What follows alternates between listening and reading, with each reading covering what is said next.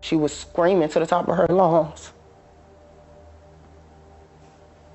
I don't want to go. I don't want to go. Just out of nowhere. He's so weak. And then he proceeded to Kiara. The suspect was located in Nash County near a gold rock, and when officers pulled up, there was one fired. Law enforcement made entry into the house and found one subject that was deceased inside of the house. This is 27-year-old Kiara Lachey Massenberg, a North Carolina mother whose life was taken just hours after a man left prison for domestic violence and in less than 1 hour shot his friends, killed his own family for revenge. In the early morning hours of August 11, 2024, deputies responded to reports of gunfire on Weaver Circle in Sharpsburg, North Carolina. When they arrived, 2 people had been shot inside the home, but Kiara and her 6-year-old daughter Zoe were gone. Just hours earlier, the man at the center of her years-long cycle of violence had been released from custody following charges that he had fractured her nose and knocked out her teeth. By sunrise, Kiara would be found fatally shot inside a vehicle in Nash County. Her daughter would be fighting for her life in a hospital, and the man police were searching for would be found dead from a self-inflicted gunshot wound. What unfolded that morning did not start with a single argument, but to understand how a relationship turned into a brutal murder that left a community grieving, we have to go back to the very beginning. This is the life and death of Kiara Lachey Massenberg. We need to come together and we need to try to stop all of this senseless killing. These children shouldn't have to be worried about if their daddy or their mama is going to kill them. That shouldn't be their worry. We should be here. We are here to protect them. That is the point of Jesse's Law. Kiara Lachey Massenberg was born on June 8, 1997 in North Carolina, growing up in the Rocky Mount area where family ties ran deep and reputations followed you from childhood into adulthood. Long before she became a mother, long before her name would be spoken in headlines and court documents, she was simply Kiara, a daughter, a friend, a young woman with plans that felt reachable. Those who knew her described her as warm and naturally caring, someone who checked in on people and remembered the small details about their lives. But before any of that unfolded, Kiara was just a teenager trying to find her way, unaware of how much her future would depend on the choices of someone else. As she grew up in Rocky Mount, Kiara attended local schools in the area, and although details about her academic achievements are limited, what is clear is that she maintained strong ties to her community. That sense of belonging would later make everything that happened feel even more personal to those who knew her. But it was outside of school, in the world of relationships and early adulthood, where the path of her life would slowly begin to change. After high school, Kiara stepped into adult life with the same determination she had always shown. She worked to support herself and later her children, balancing responsibilities that many people her age were still years away from facing. But as she juggled adulthood, there was a relationship that would shape everything that followed. That relationship began with the 32-year-old Daquan Jones, also known as Shy, a man from the same area whose personality drew people in. To many, he appeared charismatic and lifelong. On social media and in person, he could be funny, engaging, and expressive. When he and Kiara first became involved, there were signs of affection and excitement. Like many young couples, they built memories around shared experiences, family gatherings, and plans for the future. And at first glance, it looked like love. But beneath that surface, small cracks were already forming, cracks that would later widen into something far more dangerous. In the early stages of their relationship, Kiara appeared hopeful. They shared milestones together, including the birth of their daughter, Zoe. Kiara also had a son from a previous relationship, and together they formed what looked like a growing family unit.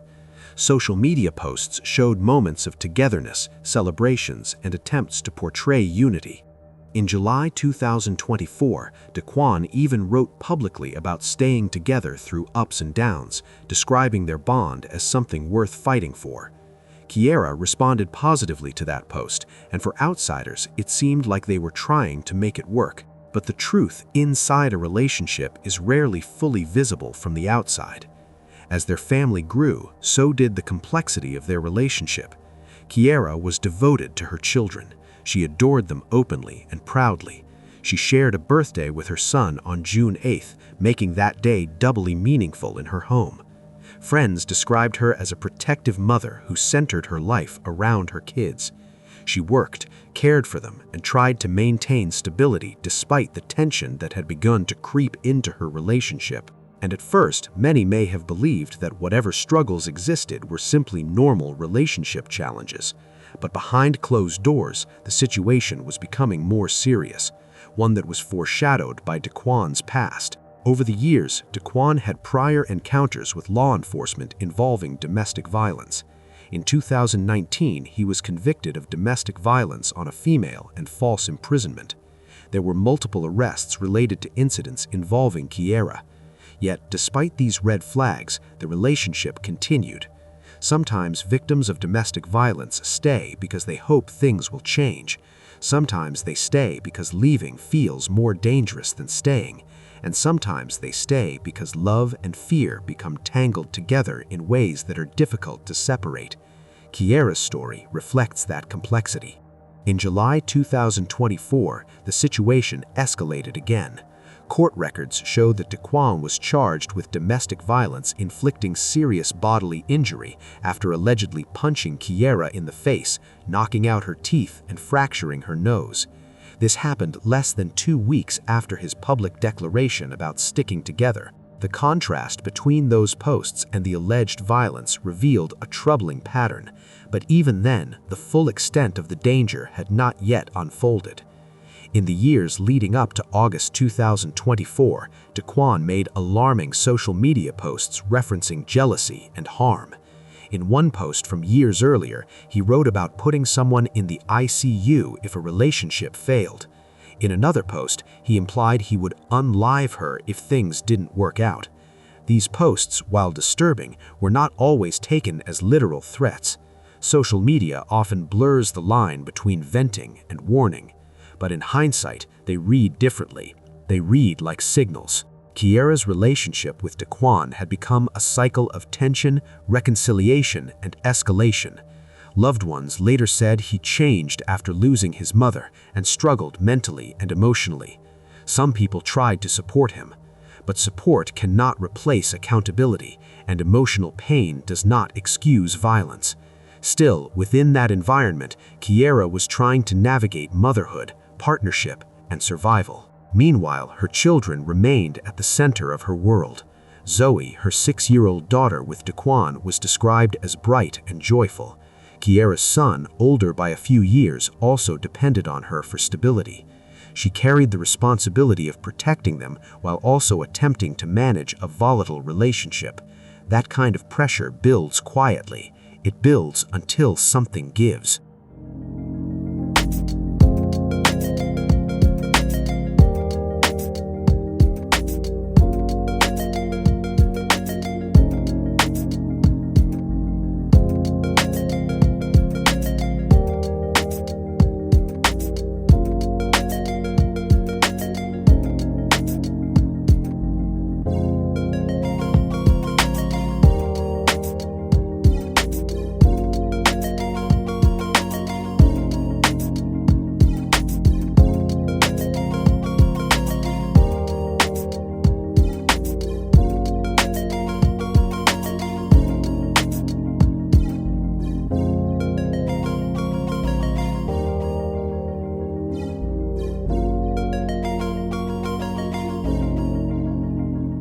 By early August 2024, the warning signs were no longer subtle. Just hours earlier, on August 10, 2024, Daquan Jones had been released from jail following his July arrest for allegedly assaulting Kiara. The charges were serious. Court records reflected the extent of the injuries she sustained. Yet by that evening, he was no longer in custody, and with his release, the fragile distance that had briefly existed between them disappeared. But before the violence unfolded, there was one more warning sign that now feels impossible to ignore. In the days surrounding his release, Daquan posted a disturbing message on social media. Alongside an image of a vehicle riddled with bullet holes, he wrote words that many would later revisit with horror. He added he would finish the job if someone survived. At the time, some people reacted with comments, emojis, even laughter. Others may have dismissed it as anger, jealousy, or exaggerated emotion. But placed within the timeline of what followed, that post reads less like venting and more like a threat. And that threat would become real. In the early morning hours of August 11, 2024, at approximately 5 a.m. of that day, deputies with the Wilson County Sheriff's Office were alerted to a shooting at a home on the 100 block of Weaver Circle in Sharpsburg, North Carolina. But before law enforcement even arrived, something else happened, something that would forever stay with Kiara's family. At 5:02 a.m., someone else who was also in the household that night, 27-year-old Micaiah Paige Arrington, FaceTimed her mother. She was terrified. She told her mother she had been shot. As her mother tried to process what she was seeing through the screen, her daughter in visible distress, she asked the only question that mattered: what happened? When deputies arrived at the 100 block of Weaver Circle in Sharpsburg shortly after 5 a.m., they found two victims suffering from gunshot wounds: 30-year-old Devonte Ritz and Micaiah. They were rushed to the hospital after they were found, but there were more people in that household that weren't there. Kiara and her 6-year-old daughter Zoe were no longer at the scene. They had been taken away in a vehicle, and that detail would change everything. Law enforcement quickly identified Daquan Jones as the suspect and issued alerts to surrounding agencies. The search moved south towards Nash County. Meanwhile, Zoe had been dropped off at a residence reportedly belonging to a family member, critically injured. She was still alive when emergency crews transported her to the hospital.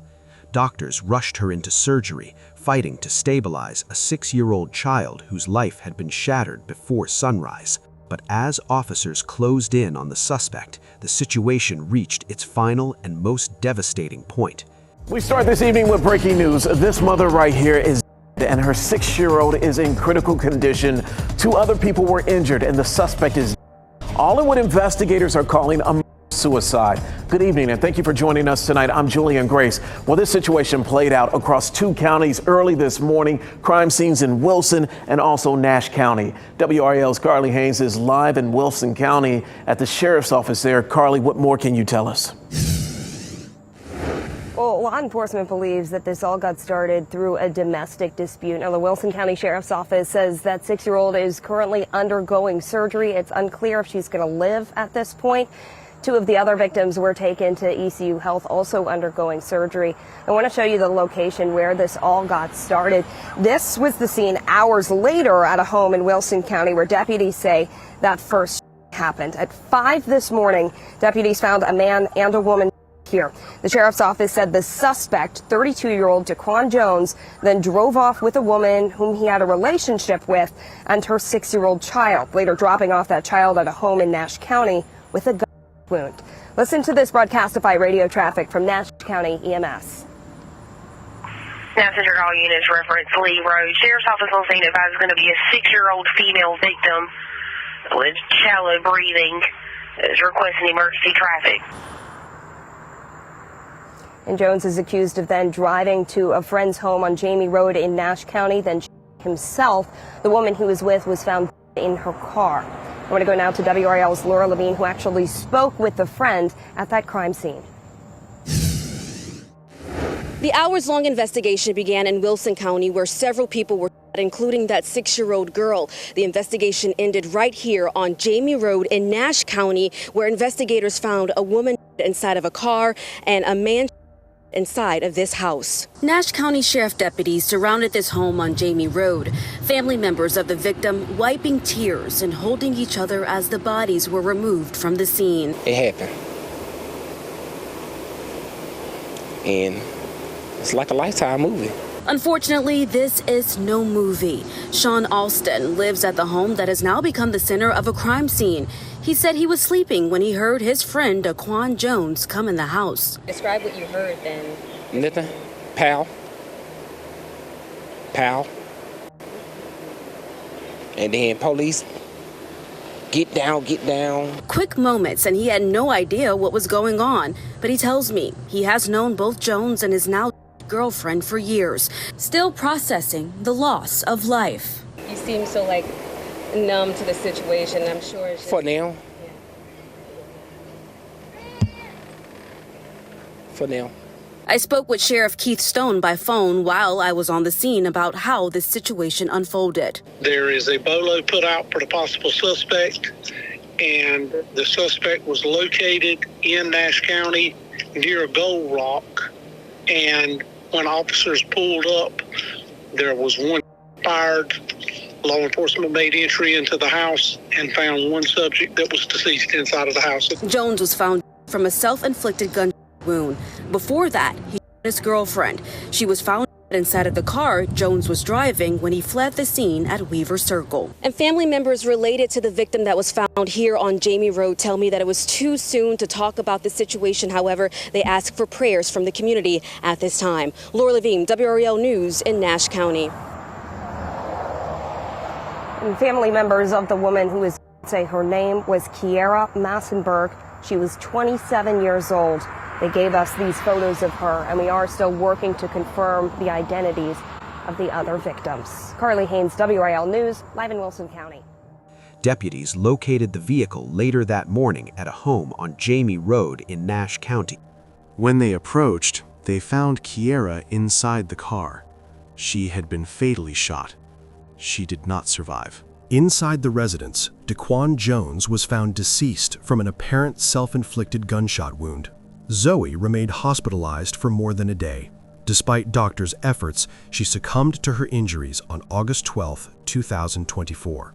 In total, 4 people were shot that morning. 3 lost their lives: Kiara Massenberg, her daughter Zoe, and Daquan Jones. He came in there and he put to my head, and I'm just begging and pleading to him, please, please, don't me again, please. Tonight, only on WREL, she survived. A 6-year-old girl, and that girl's mother did not. She explains what led up to the and how she was able to live to talk about it today. Hello, everyone, and thank you for joining us. I'm Deborah Morgan. And I'm Gerald Owens. This is what we know. Police say Daquan Jones shot and killed the girlfriend and their 6-year-old daughter. He also shot 2 other people before turning the gun on himself.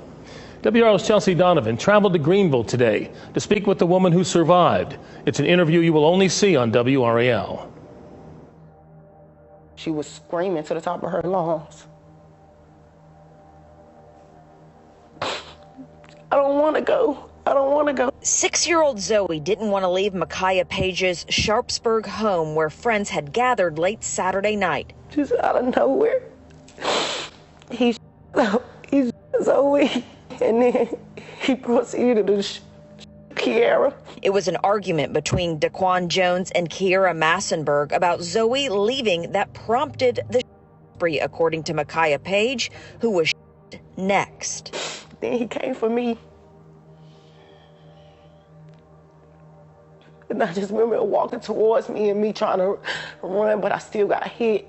Page was first here in her driveway along with another friend, Devontae Hicks. She says she started running for safety to this store here to get into her bedroom to hide. He came in there and he put the gun to my head, and I'm just begging and pleading to him, please, please, don't shoot me again, please. This is her daughter Bella, who witnessed 4 people being shot. I yelled to my daughter.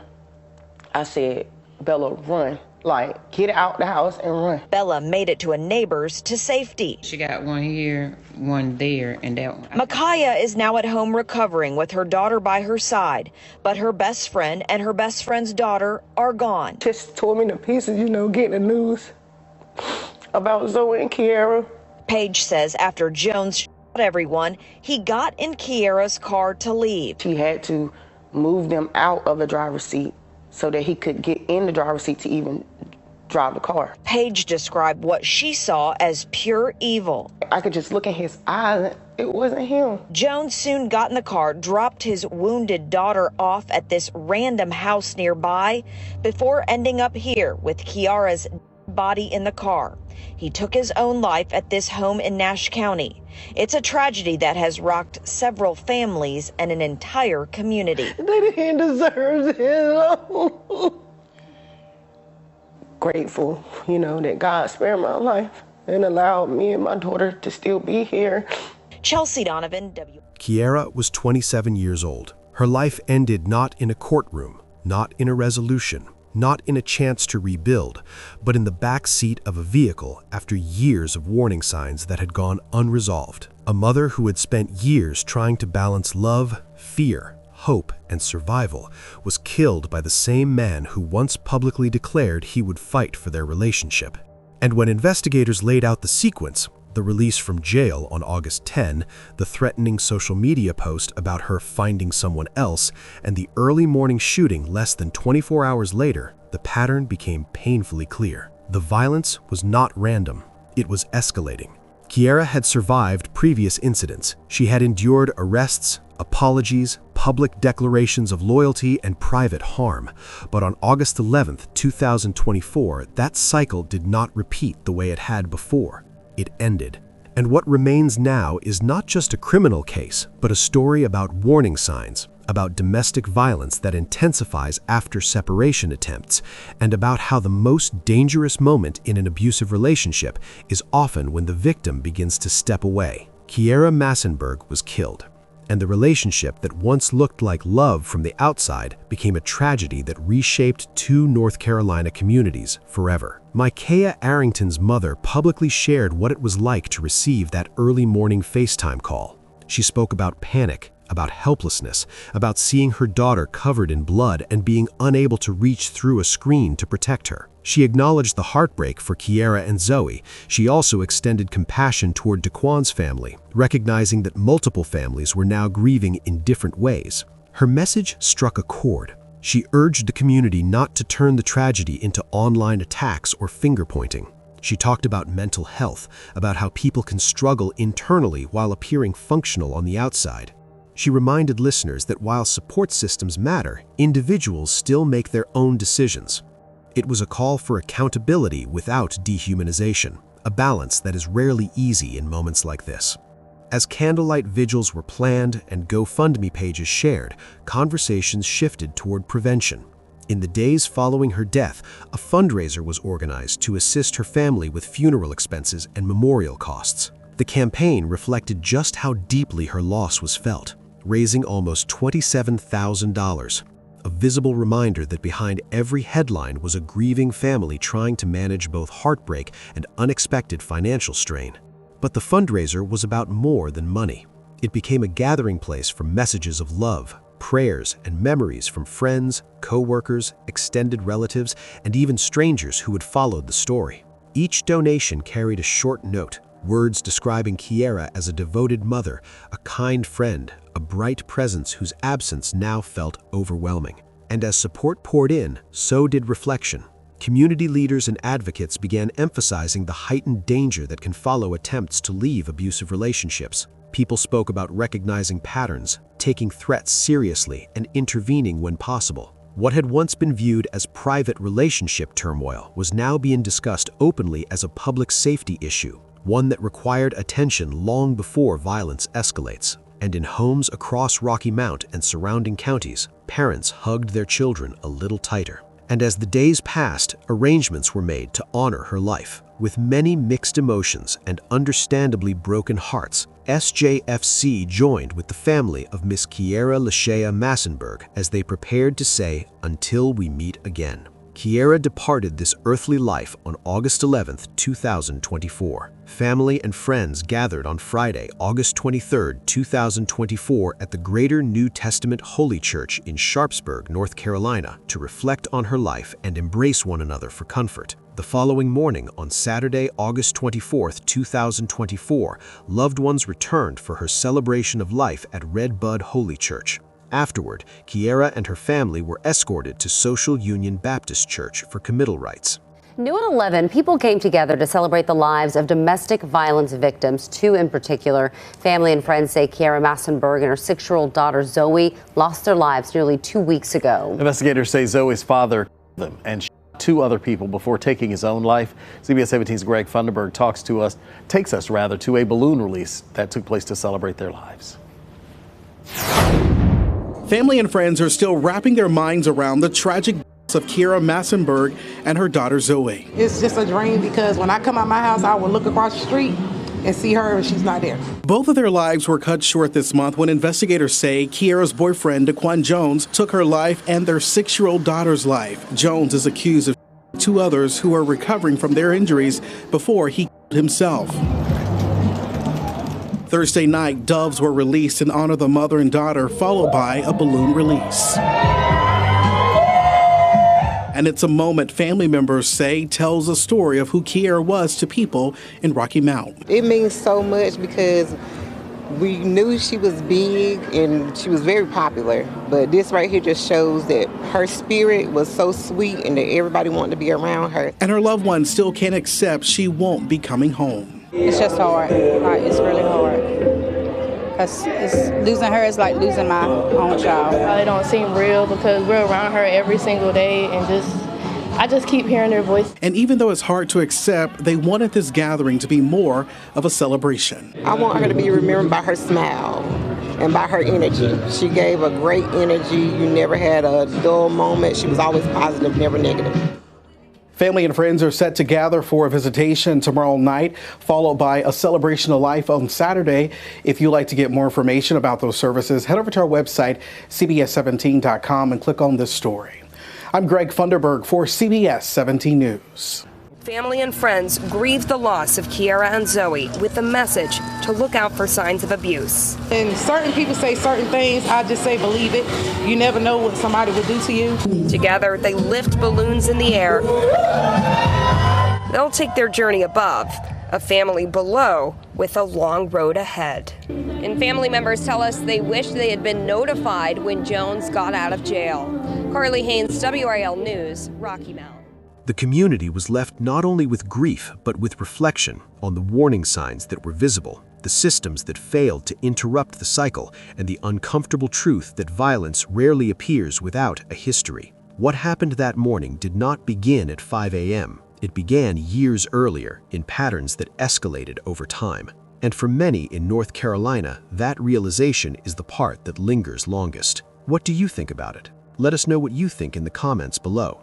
And if you found this story intriguing, please like, share, and don't forget to subscribe for more stories like this.